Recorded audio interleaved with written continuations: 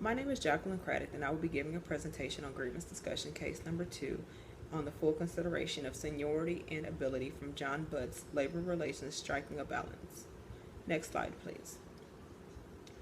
My role in this selected case is that from the Human Resource Manager's perspective. I will provide an overview of the contents of the case and what led to the grievance being filed. The presentation will cover the case as it is seen from a human resources point of view. We will go over the legitimacy of the selection process for the discussed position. Contract requirements will be discussed and the intent behind the verbiage with the said contract in reference to candidate selection for promotions. Towards the end of the presentation, I will discuss the variation between selecting an employee based on seniority versus ability for advancement within the organization. The first thing we're going to do is cover the case content. Next slide, please. Picasso Company's paint gun factory has 3 different shifts of machinists, and historically the day shift has not had a leader position for no particular reason. Employees assigned to day shift approached management with a petition requesting for a day shift lead. Management agreed that creating a lead position for someone who could help the operations run more smoothly and efficiently would be beneficial to the organization as a whole. The position required someone who was classified as a self-starter. Once the position was posted, 2 machinists, Machinist First Class Robert Elder and Machinist Second Class Mary Younger, applied for the position. Elder had previously been a third shift leader. During his previous tenure as a shift leader, he had not displayed any actions that differentiated him from the workers, and that as a lead. He did not take initiative to learn what issues and concerns were going on with the other shifts that may affect his shift. Elder had never been disciplined, and he had always been on time for work. After the interview process, Younger was selected because management felt she was a better fit for what they were looking for in a shift lead in comparison to Elder. A grievance complaint was filed by Elder claiming that the company violated the collective bargaining agreement by not giving full consideration to his seniority and qualifications during the selection process by promoting the junior employee. A grievance procedure is a means of internal dispute resolution by which an employee may have his or her grievances addressed. Next, we'll go over the job posting requirements. Next slide, please. The collective bargaining agreement states that the job vacancy is to be open for no less than 3 days, but no more than 10. Job vacancies require the position to be posted on the company's bulletin boards, in which it did. Collective bargaining is used between employees and employers to achieve employment considerations and conditions that serve their shared interests. Next, we'll go over the basis of promotions. Next slide, please.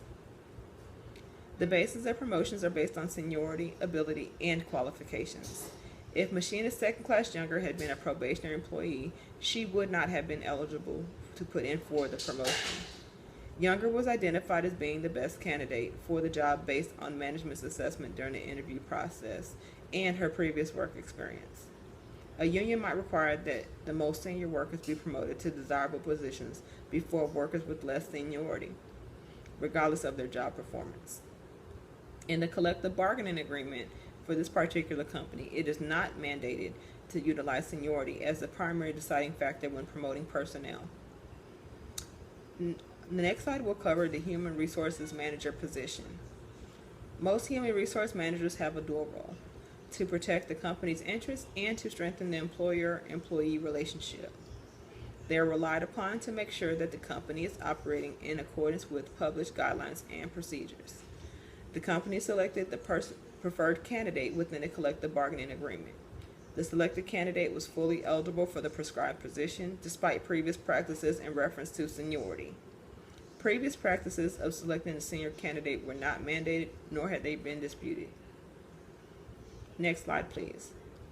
Next we'll cover is, do the selection violate the contract? The selection did not violate the contract. Union contracts are legally enforceable documents. Certain items within a collective bargaining agreement are mandatory. Mandatory bargaining items are wages, hours, and terms and conditions of employment. Employers and unions have an obligation to bargain over these. The contract required that seniority be taken into consideration, but not be the sole determining factor.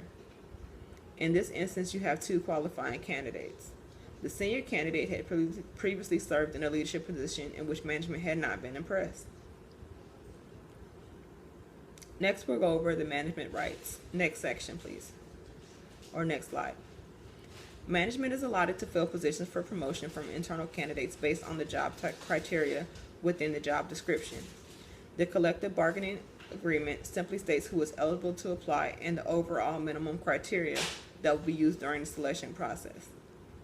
Management rights guarantee the company the right to run its business operations in the way it sees fit. The company is not required to place personnel in positions that are not beneficial to the organization. Management can reserve the right to use seniority as either a sole or a secondary factor. Seniority is to be used in promotions when you have employees with equal ability to perform the job. Seniority will not be regarded as a dogma that can never be modified. Next slide, please. Here we have the selected plan of action. A selected plan of action will mandate quarterly performance reviews for employees. This documentation will be included in promotion packets for employees seeking for advancement and for potential pay raises. Leadership training will be optional for employees to utilize for those pursuing advancement within the organization. Team building exercises will be incorporated to enable employees an opportunity to familiarize themselves with the jobs of others within their sections and to provide opportunities for strong personnel to assist employees who may be weak in other work areas. Follow-up interviews will be used to inform employees as to why they were or were not selected for a particular job and to identify the ways that will help them to prepare for potential future job opportunities. Here we have our conclusion. On the next slide. Employees brought an issue to management's attention in which they felt a lead position would help with operations within the company on their particular shift. Management went through the hiring process and were able to interview 2 internal applicants. The better qualified employee happened to not have worked at the company as long as the other applicant, but did meet the requirements for the position based on the collective bargaining agreement and the job description. The senior applicant felt that he should have been selected based solely on seniority within the company and filed a grievance complaint because he was not selected.